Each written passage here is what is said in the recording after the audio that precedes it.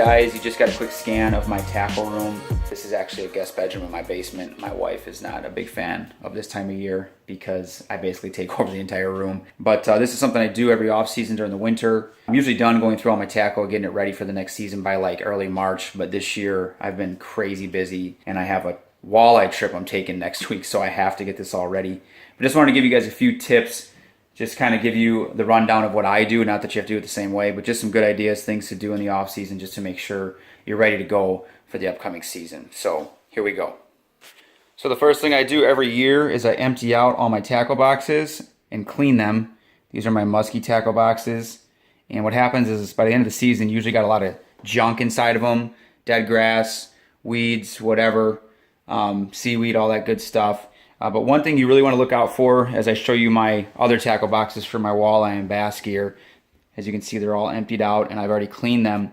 But one thing you really want to look out for is basically rust spots. So with the rust spots, a lot of times what can happen is if you get any water, any moisture, any condensation inside your tackle boxes, you can get these little like rings, these little circles that'll be like a little orange brown spot. And it doesn't look like much, but if you leave it, if you don't clean it, if you don't get rid of those, every time in the future you get moisture or water in your tackle box, even just from your baits, putting your baits in there wet, that'll continue to expand and grow, and it'll eventually spread to your baits and to your lures, to your hooks. And if you don't pay attention to it, if you let it go for too long, one day you open up your tackle box and you could have 5 or 6 baits that have all of their hooks completely rusted out. Another thing that can happen is if you have like jigs or jig heads, I mean, you can seriously lose a whole tackle box of jigs just from leaving them wet 1 or 2 nights in a row. You open up your tackle box to go fishing the next day and everything can be totally rusted out. So definitely I recommend emptying out all your tackle boxes.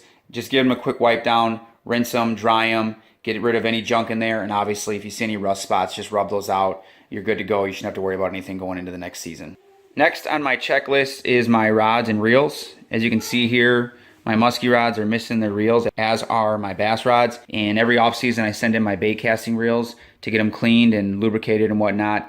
I definitely recommend you doing that. If you don't fish a lot, I don't really fish a ton, so I don't always have to do it every year. I usually do it every other year.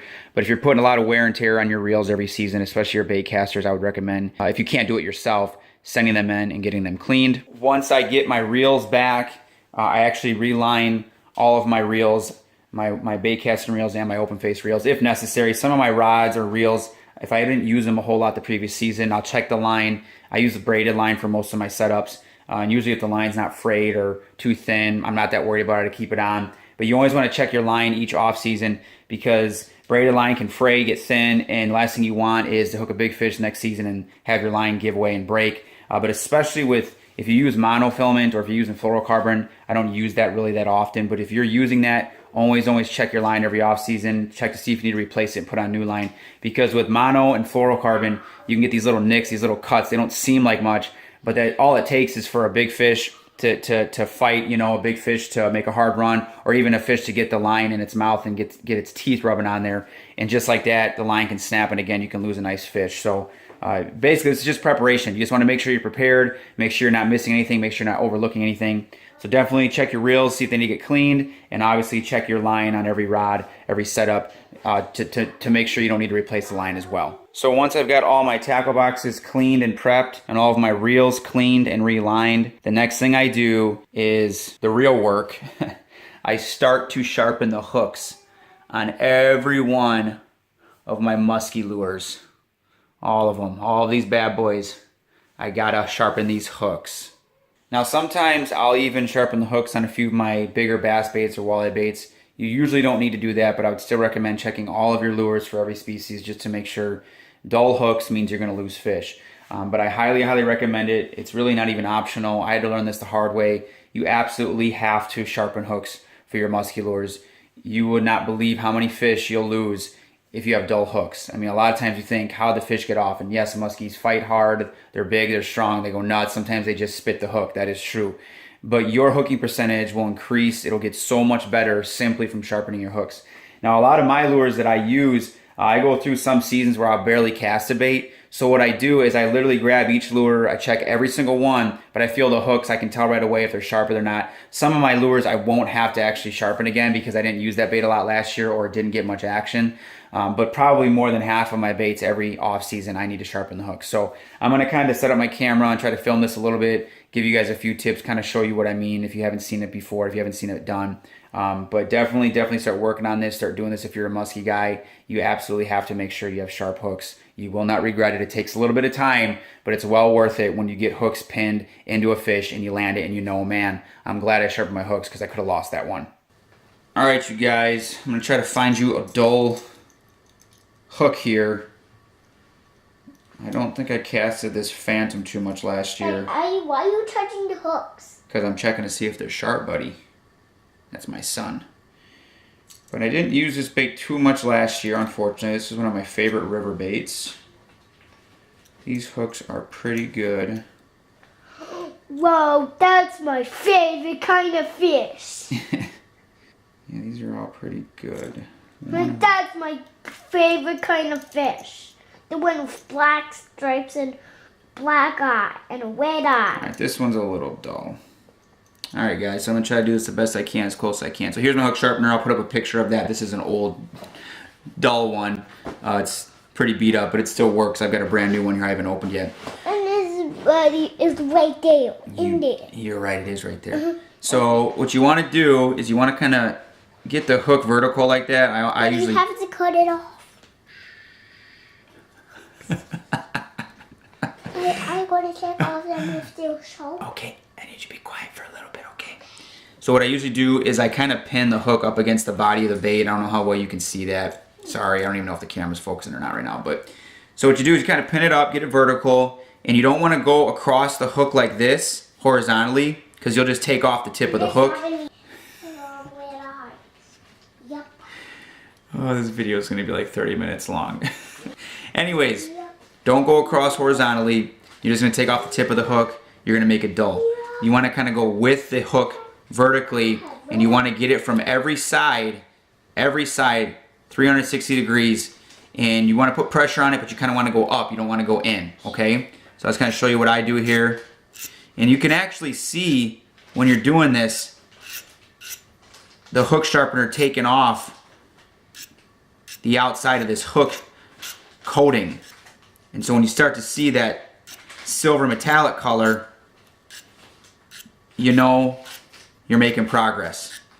Now you don't want too much, because like I said, you can actually make the hook more dull in the process. Yeah, that's pretty good. I didn't have to do much. This hook wasn't that dull. But you can kind of see that. I don't know how well you're going to see that. But that's basically all you need to do. Now, what I'm going to do is I'm going to check all these baits. I don't even know how many I have. But, Ezra, leave the net on the ground, buddy. But I'm going to check every single one of them, especially my new baits. I'm going to feel them out, give them a test, and if there's even one hook, even if you got Ezra James. Even if you have a treble hook that's got two really sharp hooks but one dull one, don't be lazy. Trust me, don't be lazy. Sharpen all three, make sure they're all good to go.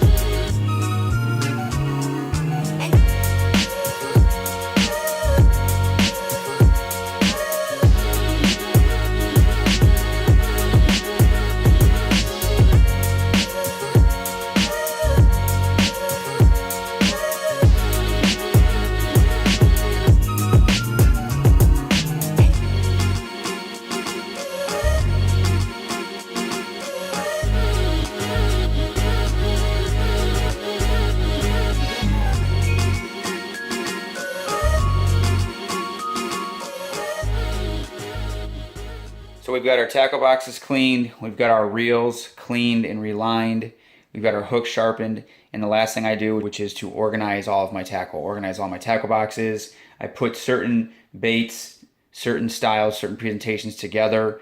It sounds silly, it may sound like it's not that big a deal, but it will save you a ton of time if you have certain tackle boxes designated for certain styles and presentations, certain bait types. Especially if you move a fish, you can't get it to hit, and you know, man, it didn't hit that bucktail, but maybe it'll hit a glider, or maybe it'll hit a topwater. You know, it's pretty aggressive, let's just get something out there with some noise. If your baits and your lures that are all similar are in the same tackle box, you're not going to waste a bunch of time looking for whichever lure comes to mind. A lot of guys do this. A lot of guys even label their tackle boxes. I don't label my tackle boxes because I don't have a lot of tackle. It's kind of the benefit of having minimal tackle. I just kind of know where everything's at. But as you're about to see, I'm going to organize my baits. I'm going to put cranks together. I'm going to put bucktails together. I'm going to put topwater together. I'm going to put soft plastics together, the whole 9 yards. Not that you have to do it, but like I said, it saves you a lot of time, and you can just focus on casting and catching fish instead of rifling through all your stuff, rifling through your tackle boxes, throwing crap all over your boat or all over the shoreline just to find one lure. If you're organized, you'll know exactly where it's at. You can put it on without losing much time, cast again, and try to get that fish you just moved. So here we go.